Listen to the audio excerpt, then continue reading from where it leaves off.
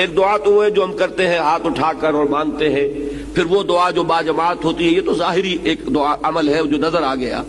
اصل دعا وہ ہے تضرعا وخیفہ،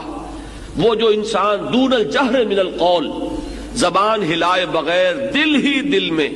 جو اللہ کو وہ پکار رہا ہوتا ہے، اللہ سے استدعا کرتا ہے، اللہ سے ہم کلام ہوتا ہے، اللہ کے سامنے اپنی خطاؤں کا اقرار کرتا ہے، یہ جو اندر ہی اندر کی سرگوشی ہے، اس کو حضور صلی اللہ علیہ وسلم نے عبادت کا لب لباب اور عبادت کا جوہر قرار دیا ہے۔ فرمایا الدعاء هو العبادہ، الدعاء مخ العبادہ، دعا ہی تو عبادت کا جوہر ہے۔ یہ دعا ہی تو اصل میں مخ کہتے ہیں عربی زبان میں ہڈی کا جو گودا ہوتا ہے اس کو، کہ اصل میں جو گودا ہے اس کا جو جوہر ہے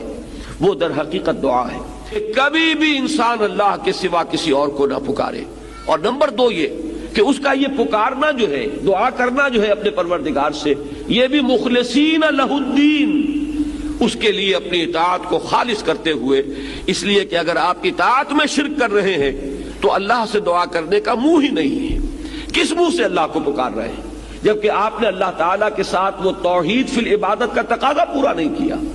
آپ اللہ کے ساتھ اور ہستیوں کی بھی پوجا کر رہے ہیں، آپ نے اللہ کے ساتھ کچھ اور ہستیوں کو بھی مطاع بنایا ہوا ہے،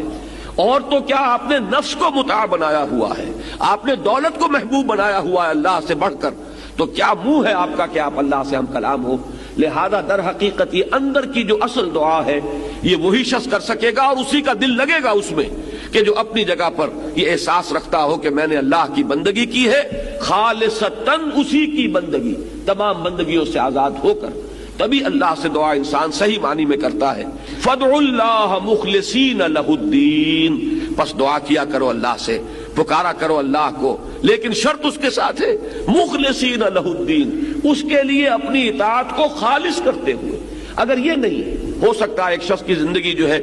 وہ غفلت میں گزری ہے، جہالت میں گزری ہے، نادانی میں گزری ہے، اب وہ اللہ کو پکارنا چاہتا ہے تو پہلے عہد کرے کہ اللہ جو بھی خطائیں تھی وہ آپ فرما دے، جو بھی مجھ سے غلطیاں ہوئی، تیرے احکام جو میں نے توڑے، اب عہد کرتا ہوں کہ آئندہ کوئی تیرا حکم نہیں توڑوں گا۔ تو اب اللہ کو پکاریے، اللہ سے دعا کیجئے۔ اسی چیز کا نام ہے استغفار اور توبہ۔ استغفر اللہ ربی من کل ذنب واتوب الیہ، میں استغفار کر رہا ہوں اللہ سے اپنی تمام خطاؤں پر، اور اب میں اس کی طرف متوجہ ہوتا ہوں، توبہ کر رہا ہوں، توبۃ نصوح، خالص توبہ۔